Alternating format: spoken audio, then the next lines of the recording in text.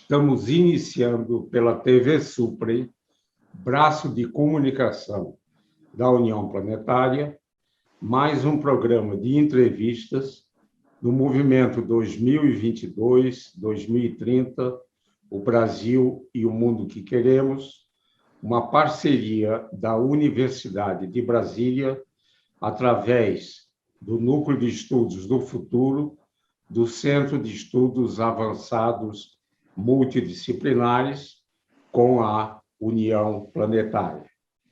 Hoje teremos o privilégio de conversar com a professora de dança, Joceline Gomes. Vamos revisitar a sua educação básica e superior e conhecer a importância da comunicação e da dança na construção de conceitos e preconceitos, assim como sua atuação na história e cultura africana. A nossa convidada é jornalista, mestranda em dança pela Universidade Federal da Bahia, especialista em gestão de políticas públicas de gênero e raça pela Universidade de Brasília, é também pesquisadora de História Geral da África e Matriarcado Africano pelo Instituto Roju, do Rio de Janeiro, e estudiosa de tudo que diz respeito à cultura e história africana, seja do continente ou da diáspora.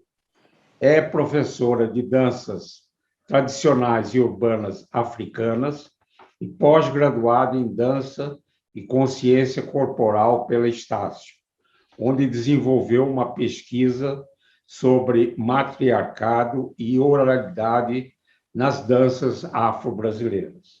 É integrante do grupo Imperadores da Dança, IDD, e o primeiro bonde de passinho do Rio de Janeiro, da ícone House of Zion, Chapter Brasil, e também House Mainstream de Nova York e da pioneira House of Hands Up do Distrito Federal, primeira house do Brasil. Atualmente é assessora de comunicação do projeto Baleia, de mapeamento, divulgação e publicação e premiação de artistas visuais do Distrito Federal e do entorno. Muito obrigado, professora Joceline Gomes, por ter aceito ao nosso convite. Na minha primeira indagação, pediria para revisitar a sua infância e juventude e sua formação básica e superior. Bom, eu que agradeço o convite, agradeço a oportunidade de estar aqui falando com vocês. Bom, eu era uma menina, nós, né, éramos 3 irmãos, nós fomos criados na M Norte, em Taguatinga, e a minha infância foi uma infância muito humilde, muito simples. Nós crescemos, estudamos a vida inteira em escola pública, mas nossos pais vieram do Maranhão para Brasília, e uma coisa que eles sempre nos estimularam foi o valor da educação, né? Assim, a importância da educação e o quanto que nós deveríamos estudar muito para termos bons empregos, enfim. Meu pai, ele tinha uma ascendência indígena, ele vendia enciclopédias de porta em porta, enfim, até ele chegar aqui em Brasília e conseguir um trabalho como atendente de PABX, que é algo que nem existe mais hoje. Minha mãe trabalhou também ao longo de muito tempo da vida dela como empregada doméstica, como vendedora, como cozinheira. Então, a gente teve uma infância muito humilde, muito simples, mas a gente compreendia o valor da educação e do quanto que isso, de alguma forma, fez falta na vida deles, e por isso que eles valorizavam tanto na nossa, né? E queriam tanto destacar isso na nossa vida. Então, a minha adolescência eu já passei em Samambaia, e eu fui da primeira turma do ProUni, né? Enquanto o ProUni ainda estava em fase de testes. Eu perdi o meu irmão mais velho para a violência policial, né, para os chamados autos de resistência, e isso foi um marco assim, na minha vida. O meu pai falava sobre quando ele morresse, ele iria deixar a gente na faculdade. E foi o que aconteceu, assim, nós estávamos, eu e meu irmão do meio, nós estávamos no ProUni, já estávamos no segundo semestre da faculdade, e essa bolsa integral que a gente recebeu naquele momento, né, para cursar a faculdade, enfim, foi o que fez a diferença nas nossas vidas, porque naquele momento, se nós não tivéssemos entrado na faculdade, a gente não teria tido acesso a tudo que nós tivemos hoje, né? Então, hoje eu tenho 3 pós-graduações, meu irmão também tem 3 pós-graduações, ele é concursado do SERPRO, né? Eu estou no mestrado da UFBA, né? Sou jornalista, sou artista independente, então o que fez toda a diferença na nossa vida foi esse estímulo que nossas famílias sempre, nossa família, né, no caso eu e meu irmão, que sempre nos deu esse estímulo para estudar, sempre nos cobriu de apoio e de cuidado para que nós pudéssemos priorizar os estudos, e, enfim, a gente é uma família de pessoas pretas, né, é uma família que compreende a importância dessa questão hoje, né, a partir do momento que eu entrei na faculdade, eu saí da faculdade, lá eu não ouvia falar sobre questões raciais. Então, somente depois que eu saí da faculdade, somente depois de uma situação de racismo, que eu passei no meu primeiro emprego depois da faculdade, é que eu tomei consciência de que se trata de uma família preta, de que eu sou preta, de que meus pais são pretos, enfim, meus irmãos, meus tios, meus primos.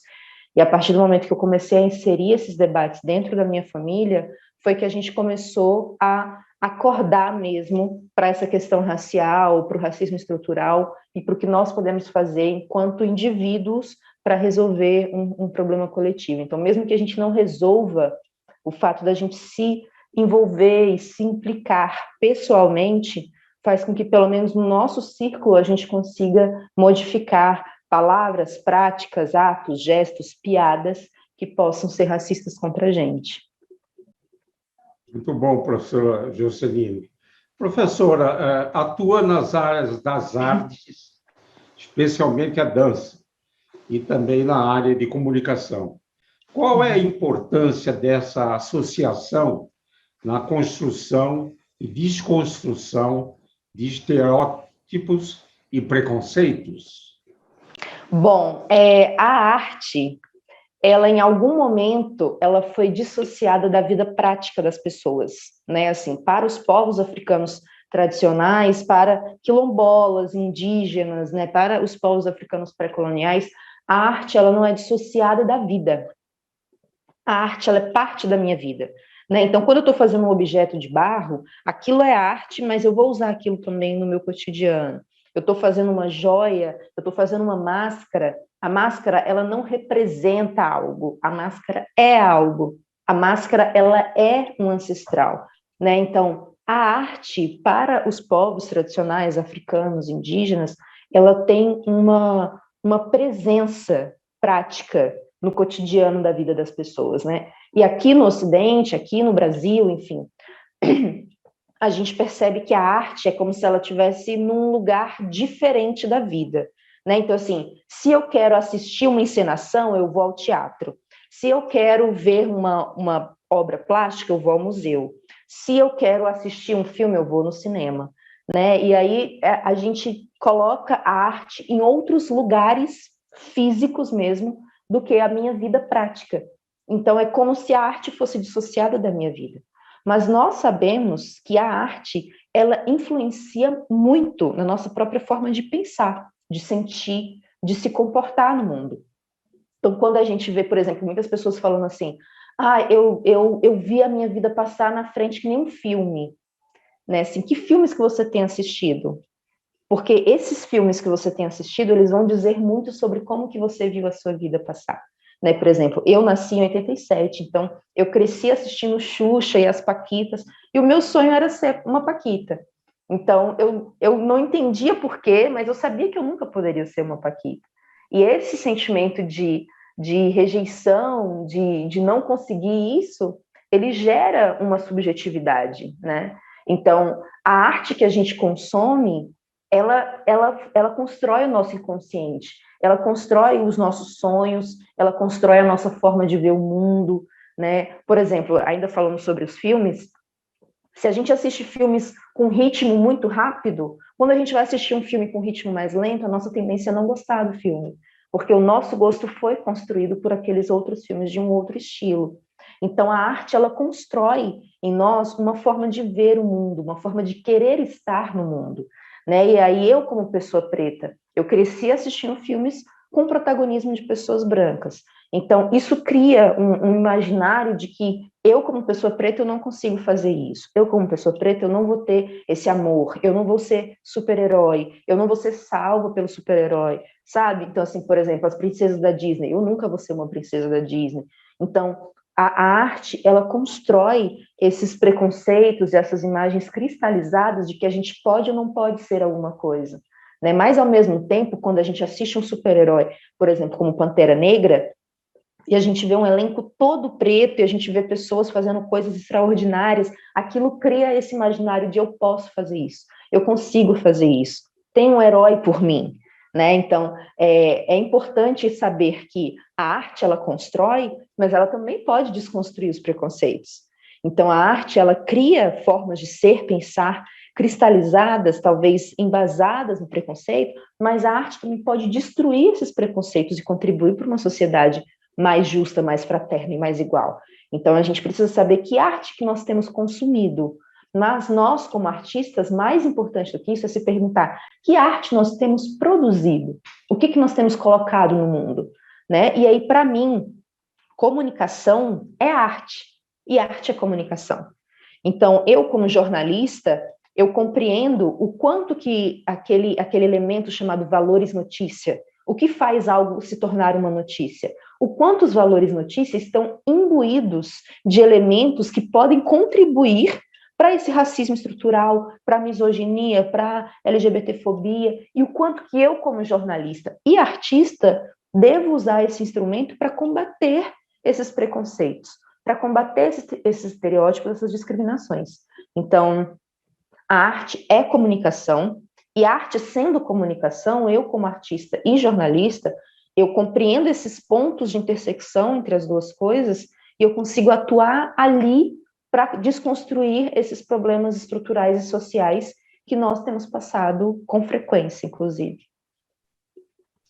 Muito bom, professora Jocelyn.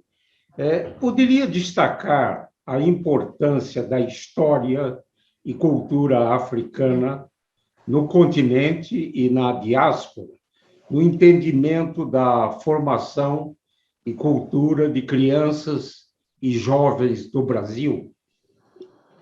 É muito, muito importante que a gente saiba que existem duas leis no Brasil que determinam a obrigatoriedade do ensino e da história da cultura africana, afro-brasileira e indígena nas escolas, nas instituições de ensino no Brasil. A primeira lei foi a Lei 10.639, de 2003, e a outra lei é a 11.645, de 2008.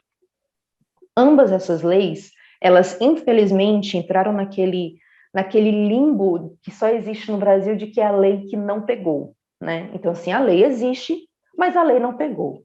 E aí a gente se pergunta, como que uma lei que se trata da educação, do ensino, que é algo do mais primoroso direito que nós temos hoje, pode não pegar? E aí a gente compreende que isso se trata de racismo. Então, quando eu comecei a estudar a história africana, né, principalmente por aqueles tomos que a Unesco publicou, né, História Geral da África, que é um material excelente, produzido pelos melhores, maiores historiadores, inclusive africanos. A partir do momento que eu tive acesso a esse material, eu compreendi que uma grande parte da minha própria história me estava sendo negada. Porque eu, como pessoa negra no Brasil, eu sou uma pessoa afrodescendente, eu sou descendente de africanos que vieram para cá por meio do sequestro, por meio da escravização. A partir do momento que eu sei a história desses povos, que eu consigo resgatar como que eles viviam, como que eles se estruturavam antes de virem para cá, eu tenho acesso à parte da minha própria história. E aí, quando a gente vê nos livros didáticos, principalmente, a história africana, a história dos negros no Brasil, associada somente e apenas à escravidão, isso cria um imaginário, isso cria uma vontade de eu não quero ser descendente de escravo. Mas aí, como Makota Waldina fala, nós não somos descendentes de escravos, nós somos descendentes de africanos que foram escravizados. Então, não foi um processo, eles não nasceram nessa condição. A África hoje é muito associada à fome, à miséria, à doença, mas como que essa fome, essa miséria, essa doença chegaram lá? Porque África é o território que hospedou a maior civilização da história da humanidade, que foi a civilização egípcia. Né? Até o nome do território foi modificado, né? Egito foi o nome dado pelos gregos, mas o nome original do Egito era Kemet, terra do povo preto. Então, assim, as pirâmides que hoje as pessoas olham e falam, nossa, alienígenas construíram. Não, não foram alienígenas. Foram pessoas pretas que criaram a engenharia, a matemática, os cálculos, a trigonometria, que tornou possível construir aquela obra no meio do nada, sabe? Então, assim, é mais fácil atribuir a alienígenas do que a inteligência altamente sofisticada que os povos pretos já tinham milhares de anos antes de Cristo. Né? Então, assim, quando a gente tem acesso a todo esse poder, quando a gente conhece, por exemplo, a história de Mansa Musa, né, uma das 10 maiores riquezas da história da humanidade, ele prendia os camelos numa pepita de ouro de 14 quilos. Quando a gente tem acesso a esse tipo de conteúdo, é que a gente vê a riqueza em todos os sentidos dos povos africanos. E quando a gente tem acesso à riqueza desses povos, que é o povo de quem eu descendo, isso cria uma autoestima, uma autoconfiança, uma habilidade de se colocar no mundo de uma forma diferente. Então, o ensino, o compartilhamento da história da cultura africana, afro-brasileira e da diáspora, né, que é um trabalho que eu tenho feito incessantemente, ele contribui para que nós possamos saber quem nós somos. Quando a gente sabe quem nós somos, nós podemos atuar melhor no mundo e podemos levar outras pessoas a ter esse nível de conhecimento também. Então, eu costumo dizer, né, como o Cazuza diria, né, raspas e restos me interessam. Eu digo, tudo que é preto me interessa. Porque tudo que é relacionado à cultura negra, tudo que é relacionado à história e cultura de África, em algum momento, em algum lugar, vai me tocar também. Porque os meus ancestrais vieram de lá. Então, eu faço esse trabalho de compartilhar por meio de cursos, por meio das aulas de dança, porque a dança, ela não é movimento, não é isso. A dança, ela é parte de uma cultura. E essa cultura foi construída por um povo. Então, cada movimento tem um significado, cada movimento tem uma expressividade de algo relacionado a essa cultura. E nas minhas aulas de dança, eu faço questão de falar sobre cada uma delas. E mostrar, principalmente também, a relação entre esses movimentos das danças tradicionais, que podem ser observados, semelhanças, em movimentações que nós fazemos hoje nas danças urbanas. Porque todas as danças urbanas vieram do povo preto. Todas as danças urbanas vieram de comunidades pretas que foram marginalizadas, que foram oprimidas exatamente por serem pretas. Então, todas as danças urbanas beberam da mesma inspiração, que é a África. Então, a gente precisa falar sobre isso, a fim de que as pessoas saibam que, assim, hoje, se você olha o breaking, as pessoas girando com a cabeça no chão, aquilo tem uma origem africana. E aí a gente consegue identificar vídeos de muitos anos antes do surgimento do breaking, do hip hop, que mostram a origem daquele movimento. Então, assim, a gente precisa estudar mais sobre a história africana para a gente compreender quem nós somos hoje e por que fazemos o que fazemos hoje. Né? E eu acho que é esse o meu principal compromisso e a minha principal pesquisa desde que eu comecei a estudar a história da África. É muito importante, professor Juscelino, o seu depoimento, né? Porque que ressalta a importância de se debater, dar conhecimento dessa história e da cultura africana às nossas crianças e jovens, né? E dizer que a gente ainda está muito longe de eliminar esse racismo estrutural. As coisas estão melhorando. Eu comecei a dar aula na Universidade de Brasília em 1972 e era muito raro a presença de estudantes negros na universidade. Eram exceções. E a mesma coisa no corpo docente. Hoje, se a gente vai a a Universidade de Brasília, ela não é inteiramente branca. Nós temos já um número expressivo de estudantes negros e também professores negros, né? E temos exemplos na nossa história e cultura, né, de negros que foram ícones dentro da sua área de conhecimento. E eu lembro aqui o caro e saudoso Milton Santos, né, na área de geografia urbana. Professora Joceline, o movimento 2022-2030, o Brasil e o mundo que queremos, ele procura envolver os jovens na construção de caminhos para termos um Brasil e um mundo melhor e mais justo. Poderia, nesse final do programa, da nossa conversa, enviar uma mensagem aos jovens que nos assistem? Com certeza e com muito prazer, né? Porque essa geração de jovens, crianças, adolescentes de hoje é a geração que vai mudar o mundo e que vai já pegar um mundo melhor por conta dos jovens das gerações anteriores que lutaram por isso. Então, você que é jovem, você que é adolescente, compreenda o poder que há literalmente nas suas mãos. Quando você tem um celular, quando você tem um notebook, quando você tem acesso a uma plataforma que te ajuda a falar com tantas pessoas ao mesmo tempo. Eu vi a internet, o boom da internet acontecer. E eu posso dizer que a inclusão digital, por mais que pareça que todo mundo tem um celular hoje, não é assim que funciona. Tem muita gente que não tem acesso ao celular, não tem acesso à internet. Então, se você tem, faça um bom uso dessas plataformas, dessas ferramentas, e faça um bom uso a ponto de que você possa tocar outras vidas por meio da sua própria vida. Então, é muito interessante, é muito legal e é muito divertido você assistir memes e coisas de humor e conteúdos de dança pelo TikTok, pelo Instagram, pelo Twitter, pelo YouTube, mas mais do que isso, compartilhe conhecimento, porque hoje nós estamos sedentos de conhecimento, porque a gente tem acesso a muita informação, mas essas informações elas estão desagregadas. Então, quando você consegue fazer a relação entre essa informação e você junta elas, você está construindo conhecimento. Então, não é difícil. Parece que é muito difícil, mas não é. Se você consegue fazer a relação entre diferentes informações e você tem uma outra informação a acrescentar a partir daquelas, você está construindo conhecimento. Então, construa conhecimento.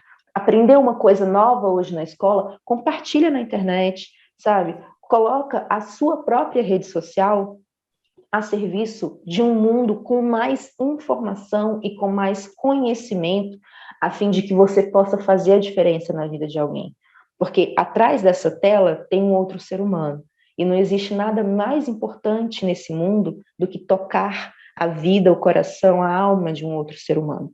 Então, é muito importante a gente compreender o papel e a importância das redes sociais hoje. Nós podemos tocar muitas pessoas ao mesmo tempo. Então, use esse instrumento, use essa ferramenta para o bem, sabe? Questione, problematize, busque outras fontes de informação, sabe? Pergunte para o seu professor, para a sua professora, as fontes daquele conhecimento que ela está transmitindo, para que você também possa ir atrás por sua própria conta.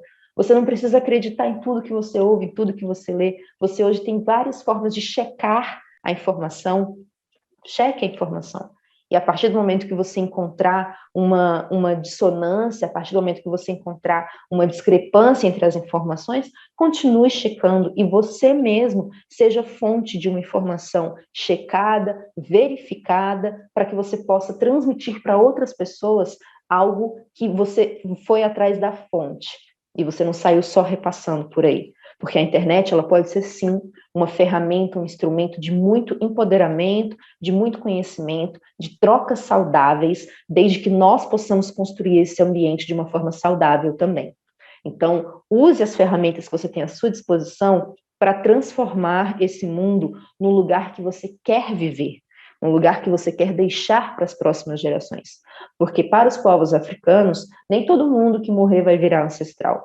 Você vira ancestral a partir do momento que você teve uma atuação política ativa, que você realmente deixou um legado, e a partir do momento que você teve um bom caráter. Então, um bom caráter e uma experiência de vida política engajada, positiva, você se torna um ancestral. E quando a gente está falando de uma vida, uma experiência política ativa e positiva, a gente não está falando de você virar um monumento em praça pública, de você acabar com o racismo, de você se tornar presidente. A gente não está falando de algo grande, a gente está falando de você tocar outra vida. Porque a outra vida pode ser o início de uma comunidade, pode ser o início de um movimento social, pode ser o início de uma organização. Você não sabe o que a pessoa que você tocou é capaz de fazer. Ela é capaz de mudar o mundo. Às vezes você pode não ser, mas aquele toque que você deu, aquela informação que você passou, o conhecimento que você trocou, fez aquela pessoa mudar o mundo. Então, olhe sempre para uma outra pessoa como uma outra alma, como um outro coração que pode mudar o mundo. E com isso contribua para que você possa mudar o mundo dessa pessoa. Então, cada um de nós é um mundo, cada um de nós é um universo. E a gente precisa tocar esse mundo e esse outro universo com muito cuidado. Então, use todas as ferramentas que você tiver à sua disposição para fazer o bem, para trocar informação, para trocar conhecimento, para trocar questionamentos sobre o mundo. O mundo não está precisando de respostas, o mundo está precisando das perguntas corretas. Então, busque conhecimento, informação, para que você faça as perguntas corretas, para que então a resposta surja. E isso a gente só consegue buscando conhecimento, buscando se conhecer, buscando conhecer o mundo que a gente vive. Então, em última instância, o que eu queria dizer era isso: busque conhecimento, busque informação, busque fazer trocas de conhecimento e de informação, para que a gente consiga fazer as perguntas corretas e, com isso, encontrar as respostas corretas para os problemas que a gente já tem há tanto tempo. Muito boa mensagem, professora Jusceline. Queria enfatizar aos jovens que nos assistem que a professora disse que, se você tiver uma vida vazia, né, sem ações positivas com o próximo, você não vai ser enquadrado na ancestralidade.